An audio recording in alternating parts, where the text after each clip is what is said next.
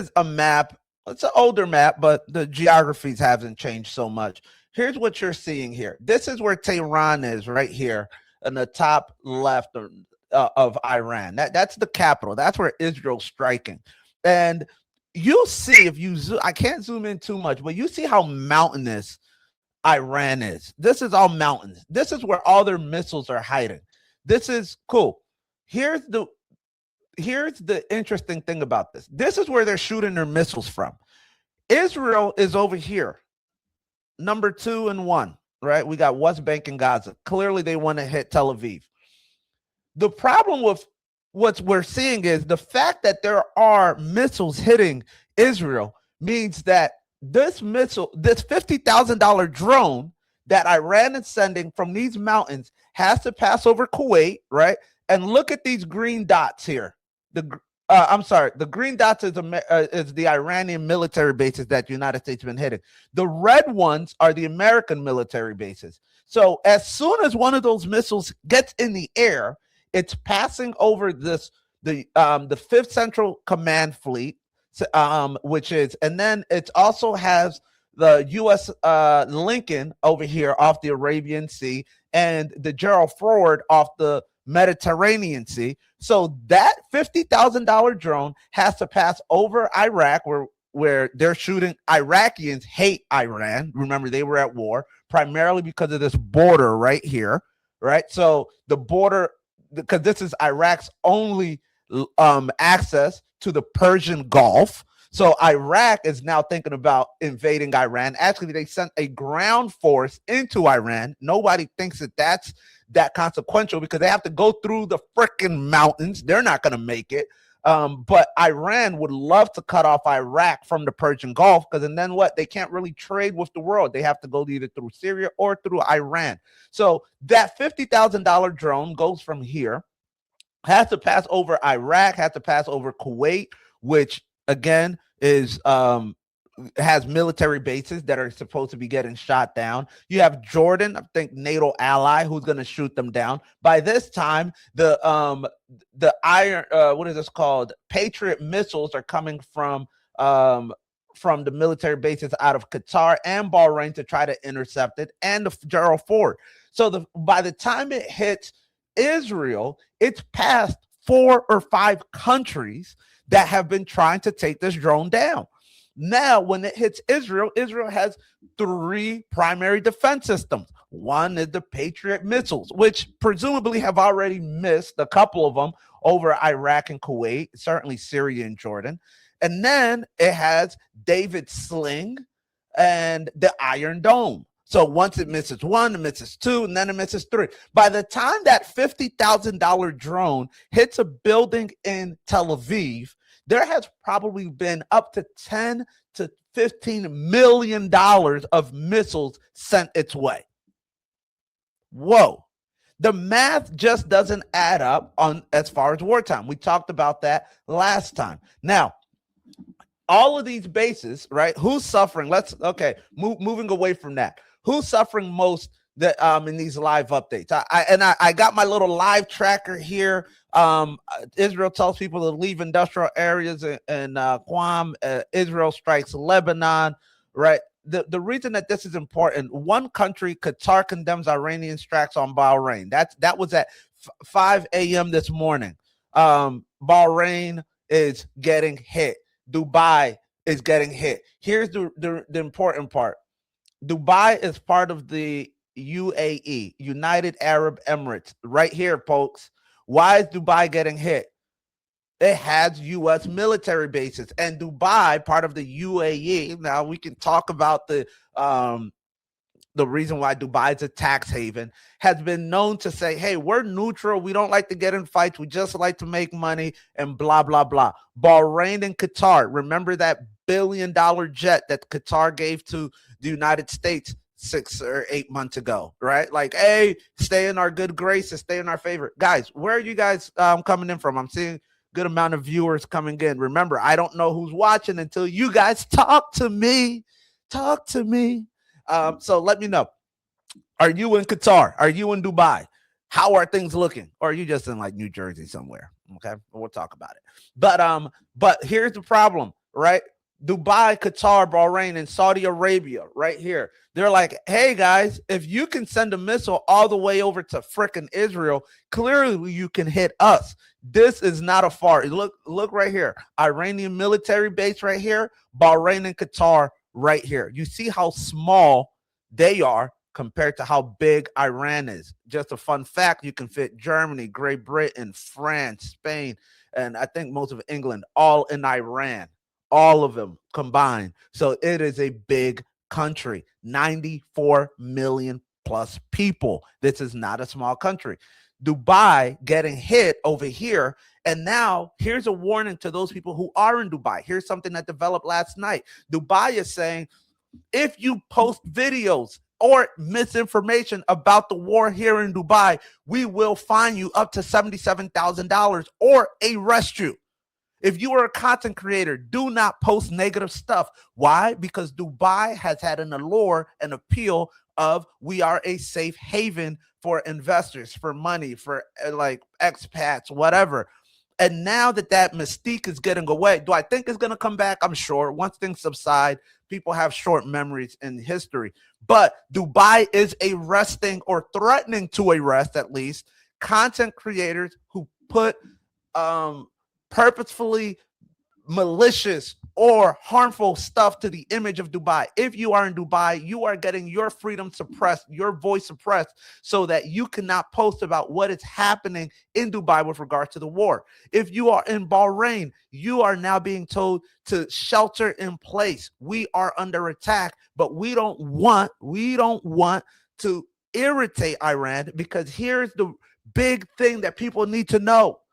And we'll talk about this possibly in our next episode, people. The war games. I want you guys to understand how to effectively do war games, right? And it's not just for this particular war, but for everything in life. When you get a job, what are the different pieces? What are the different players? Here's a war game.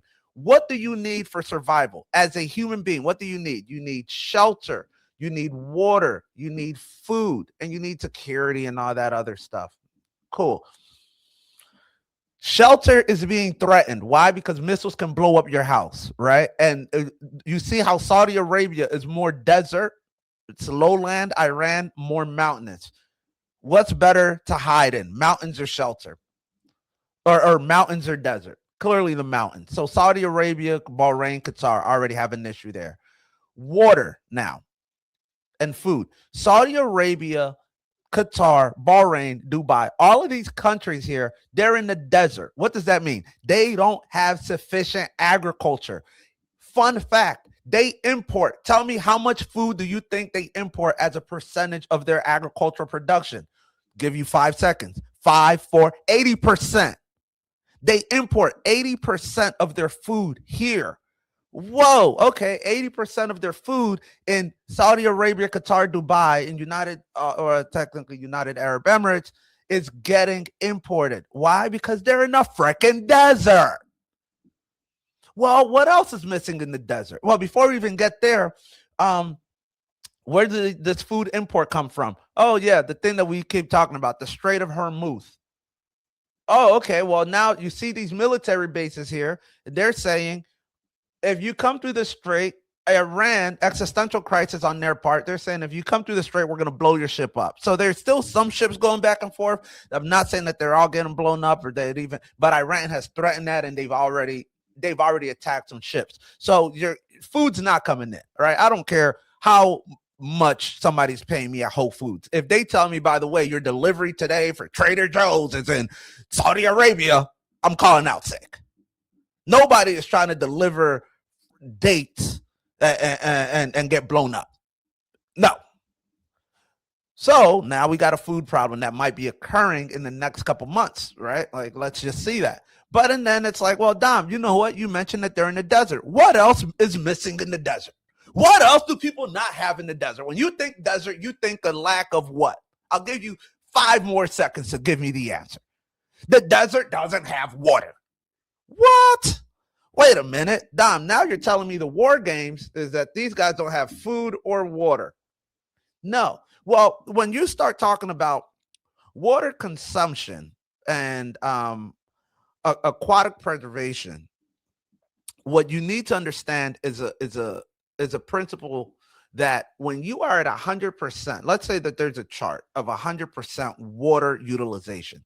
That means that if you live somewhere with 100% water utilization, that means that the earth is producing 100% of the water, or you're producing 100% of the water that your area is producing. You're consuming 100% of the water that your area is producing.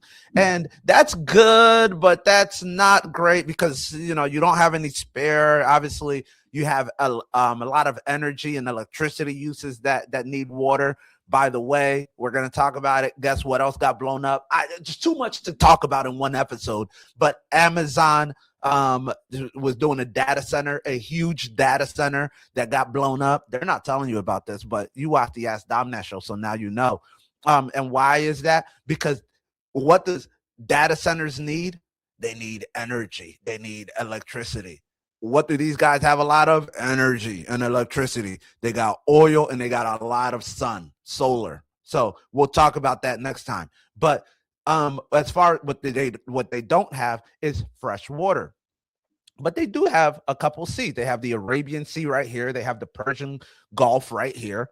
By the way, Iran, they are not Arabic. They're not Arabians. They're Persians. Just so you know, you're a more informed person today than you were yesterday. Congratulations.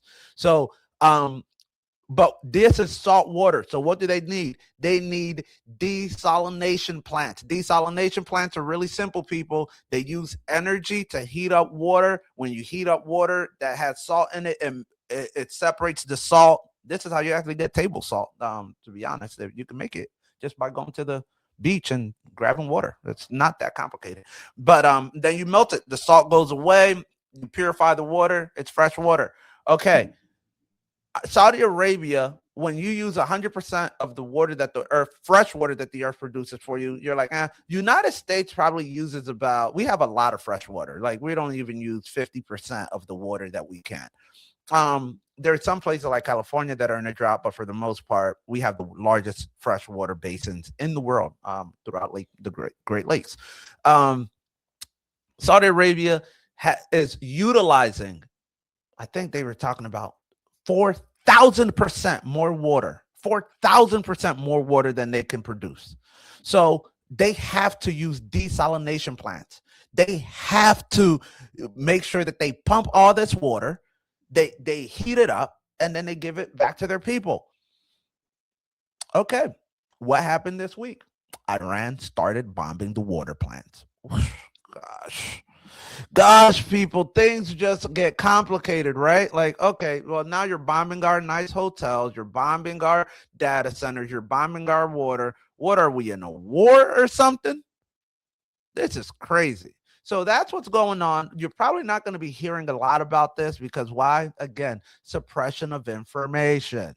You have to understand that the information that you're getting, for the most part, is specifically curated to shift and shape your opinion. Everybody has a narrative. It's all about making sure that they're marketing their opinion to you. Don't be fooled. Make sure that you understand the truth, understand where the money is going, understand who is standing to win and who's standing to lose. You can't be a victim of ignorance, people. The war is going on. There are a lot of tragedies happening, deaths on both sides, attacks on both sides, but the money is flowing. Because guess what? Now we have ships that are being protected to go through the Strait of Hormuz. Okay. Remember, what did I tell you yesterday, 2 days ago? The insurance price to go through this strait now is going to be over $50,000 for one ship. Now they're actually thinking about even tenfolding that to $500,000. I might get into the insurance game for one ship. Here's the problem with that, right? $500,000 for one ship, great. Diesel just went up yesterday. I started buying diesel for the bunker machines here, and I'll show you some more videos, guys. I told my producer, hey, should we show them more videos of the bunker? Then, Dom, it's a secret bunker. You can't invite everybody. I want you guys all to come in. Come down to my secret bunker layer. It's just a cool spot. I mean, what's the point of having a secret bunker if you can't share it with people?